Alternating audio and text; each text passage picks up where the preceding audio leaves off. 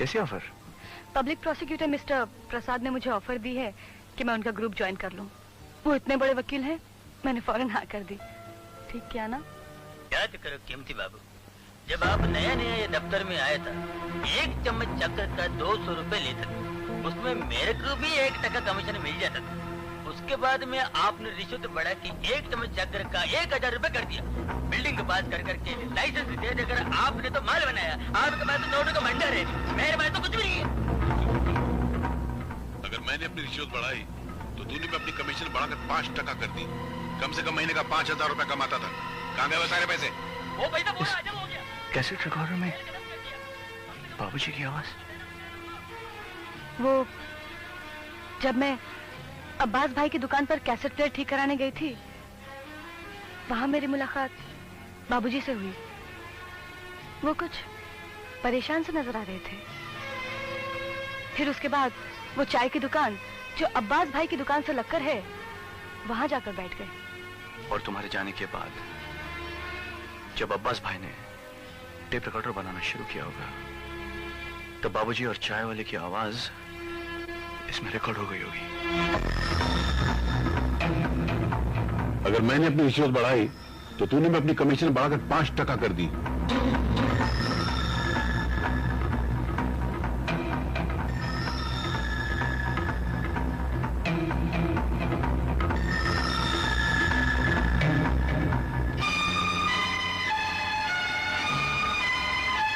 अब भी कहेंगे आप, आपका दिल साफ है? उस दिन मैंने आपको एक बेटे की हैसियत से सवाल किया था और आपने झूठ बोलकर अपने गुनाहों पर पर्दा डाल दिया। लेकिन आज मैं सबूत के साथ आया हूं। इस टेप में आपके सारे कारनामों की दास्तां आप ही की आवाज में मौजूद है। क्या आप भी अपनी सफाई में कुछ कहना चाहेंगे आप?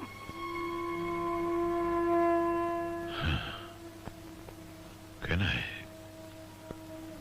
मगर अपनी सफाई में नहीं, बल्कि आज हकीकत बयान करनी है। मैंने सारी जिंदगी रिश्वत ली है। मैंने सारी जिंदगी कालाबाजारियों का साथ दिया है, मगर किसके लिए? सिर्फ तुम्हारे लिए बेटा। मेरे लिए? हाँ बेटे, सिर्फ तुम्हारे लिए। वरना रिश्वत के पैसे से आज तक मैंने अपने लिए क्या खरीदा है?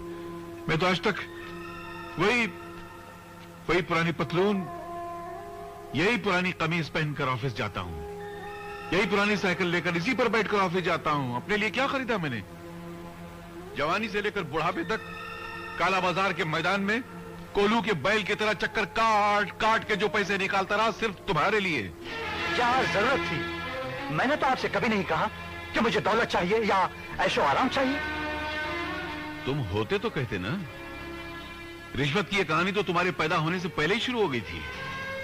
अगर मैं अस्पताल में उस लालची डॉक्टर को रिश्वत न देता तो न तुम्हारी मां का ऑपरेशन होता और न तुम जिंदा पैदा होकर इस दुनिया में आए होते।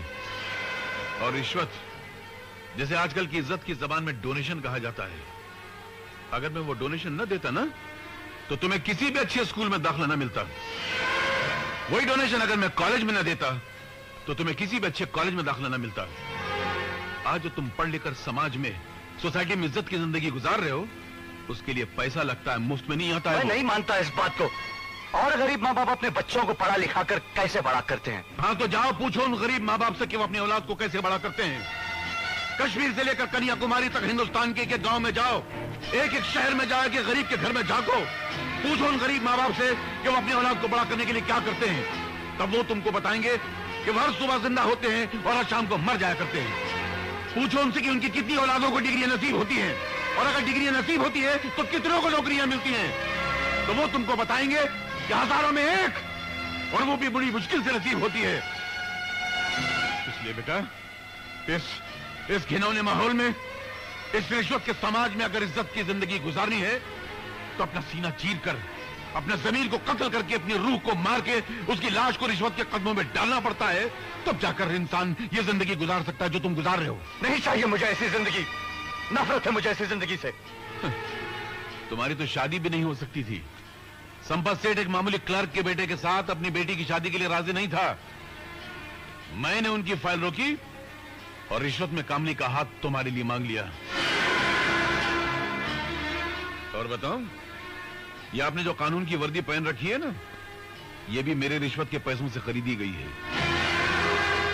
वरना तुमसे ज्यादा काबिल लड़का विजय रह गया और तुम्हें पुलिस इंस्पेक्टर की नौकरी मिल गई। ऐसा कभी हो सकता है? इसलिए बेटा, मैंने सारी जिंदगी जो बेईमानी का बोझ उठाया, काला बाजार किया, वो सिर्फ तुम्हारे लिए, तुम्हारी खुशियों के लिए। हाँ, मेरी खुशियों के लिए किया। वो बिल्डिंग जिसके गिरने से सैकड़ों लोग मर गए, वो भी आपने मेरी खुशियों के लिए किया। उनका खून आपने और आपके साथियों ने मिलकर मेरे लिए बहाया। आज मुझे अपने आप से घिनाने लगी है कि मैं आपका बेटा हूं। ऐसा लगता है कि मैंने जिंदगी में कुछ नहीं किया। जो कुछ भी मुझे हासिल हुआ है, वो सब दूसरों से छीना हुआ है। मेरा अपना कुछ भी नहीं। मैं ये सब तो वापस नहीं कर सकता, लेकिन आपको गिरफ्तार करके इसका प्रायश्चित जरूर कर सकता हूं। मैं नहीं जानता था कि मैं अपनी औलाद को जो वर्दी खरीद के दे रहा हूं, एक दिन उसी को पहनकर वो मुझे गिरफ्तार करने आएगा। खैर, अपनी अपनी तकदीर लो, पूरी कर लो अपनी तमन्ना। ये क्या कमल, तू अपने पिताजी को हथकड़ी पहनाएगा?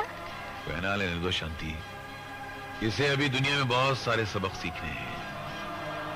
एक बात याद रखना बेटा, इस दुनिया में अगर कोई शरीफ आदमी पकड़ा जाए तो उसे बचाने के लिए कोई आगे नहीं आता है, लेकिन अगर एक बेईमान आदमी पकड़ा जाए तो उसे बचाने के लिए हजारों आदमी खड़े हो जाते हैं। चलिए। कीमतीलाल हाजिर हो।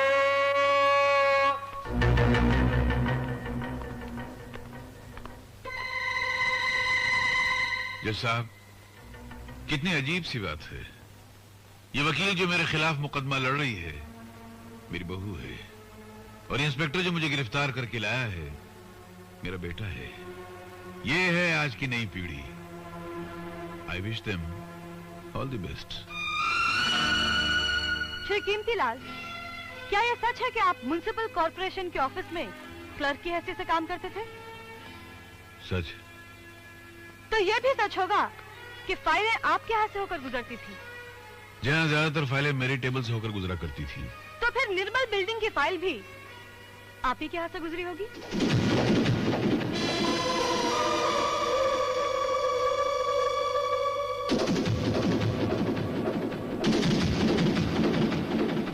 जवाब दीजिए। जी नहीं। तो फिर वो फाइल पास कैसे हुई? उस पर ठप्पा किसने लगाया? मुझे क्या मालूम। अक्सर ऐसे होता था कि कुछ फाइलें ठाकुर साहब के पास डायरेक्ट पहुंच जाया करती थी, उस पर ठप्पा मार के पास कर दिया करते थे। हो सकता है ये फाइल भी ठाकुर साहब ने पास की हो। इसका मतलब यह हुआ कि ठाकुर साहब भी रिश्वतखोर थे, वो भी कालाबाजारी करते थे। एक मिनट, वो भी कालाबाजारी करते थे क्या मतलब? ये नहीं मैं भी कालाबाजारी करता हूँ, मैं भी रिश्वतखोर हूँ। आप कहना क्या चाहती? मैं नहीं कहना चाहती, बल्कि आपने खुद अपनी आवाज में अपने जुर्म का इकबाल किया है, जिसका सबूत ये टेप रिकॉर्डर है। वकील साहब, आपके पास क्या सबूत है कि ये आवाज मेरी है? सबूत है, एक ऐसा सबूत जो ये साबित कर देगा कि आपकी आवाज है।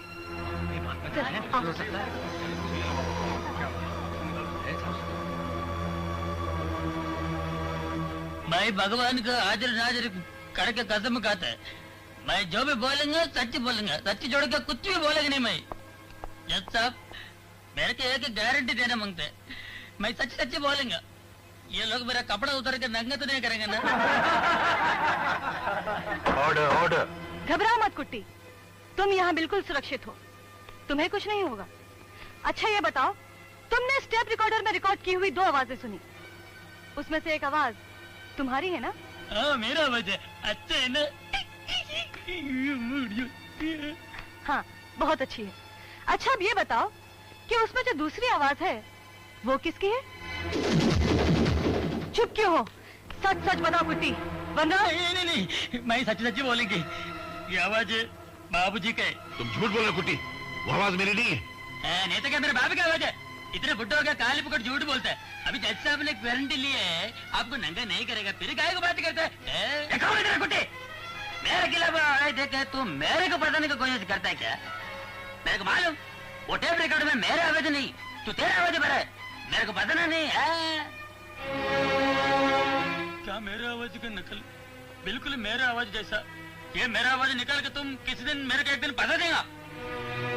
सुनिए साहब, ये खुद इस बात का इकरार करता है कि मैं इस जैसी आवाज निकाल सकता हूँ, इसको फंसा सकता हूँ। तो क्या ये नहीं हो सकता कि किसी और ने मेरी आवाज रिकॉर्ड की हो और मुझे फंसाने की कोशिश की हो?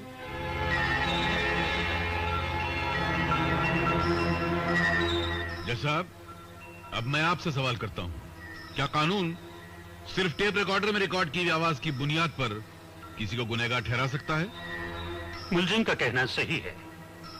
सिर्फ टेप की आवाज की बिना पर इन्हें मुजरिम नहीं कहा जा सकता।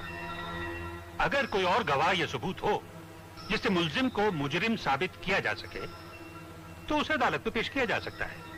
एक गवाह है, छोटा है लेकिन बहुत बड़ा गवाह है, उसको सब कुछ मालूम है। बाबूजी रिश्वत लेता था, मेरे को कमीशन देता था, उसको सब कुछ मालूम है। कौन है वो गवाह? 211, एक बच्चा है, बहुत अच्छा बच्चा है, मेरे दुकान में काम करता था, उसको बाबूजी का शक्कर का पूरा चक्कर मालूम है। ठीक है, उस लड़के को कल अदालत में पेश किया जाए। उसका बयान सुनने के बाद ही ये अदालत अपना फैसला सुनाएगी।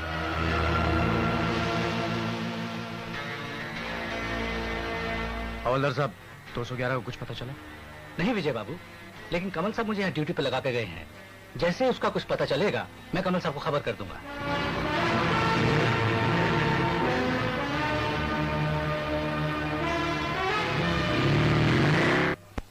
अरे ये क्या? और खाना बेटे? बस माँ जी। ये यहाँ कैसे आ गया? नमस्ते बाबूजी। ये बेचारा एकदम भूखा प्यासा तेरा पता पूछते पूछते अपुन के पास आया तो अपुन इसको यहाँ ले आया। हाँ बाबूजी, आप मुझे बहुत अच्छे लगते हैं। मेरा तो इस दुनिया में कोई भी नहीं है। अपनी तो चाय की दुकान भी बंद हो गई, भूखा था और सोने को जगह भी नहीं थी, इस वास्ते आपके पास आ गया। बहुत अच्छा किया बेटे। अच्छा एक बात बता, ये कीमतीलाल और कुट्टी के बीच में शक्कर का मामला क्या था? क्या कीमतीलाल शक्कर के नाम पर रिश्वत लेता था? हाँ बाबूजी, 1 चम्मच शक्कर का मतलब 500 रुपया और 2 चम्मच शक्कर का मतलब 1000 रुपया। और कभी कभी तो कीमती बाबू 1 कप चाय में 6 चम्मच शक्कर डाल के पीते थे। तू ये कोर्ट में बोल सकेगा? हाँ बाबूजी। चल अब सो जा।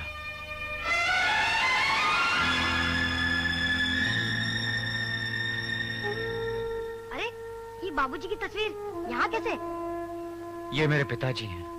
आपके पिताजी बहुत अच्छे इंसान थे बाबूजी। मेरे कुछ दिन बहुत खराब लगा बाबूजी।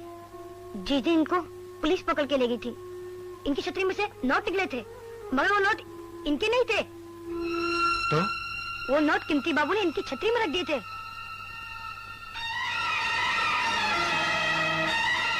तू सच कह रहा? 211? मैं बाबूजी की कसम खाकर कहता हूँ, और ये तो मैंने अपनी आंखों से देखा था। कीमती बाबू ने इधर उधर देखा और फिर चुपके से नोटों का बंडल खोलकर उनकी छतरी में डाल दिया और फिर चले गए।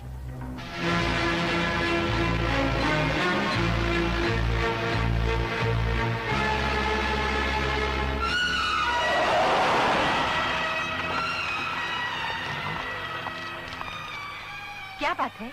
हम इस बच्चे को कोर्ट ले जाने के लिए आए हैं। लेकिन विजय तो कमल को लेके आने वाला था इसे ले जाने के लिए। वो लोग सीधे कोर्ट चले गए हैं। कमल साहब ने हमें भेजा ऐसे ले जाने के लिए। चलो। हाँ चलो।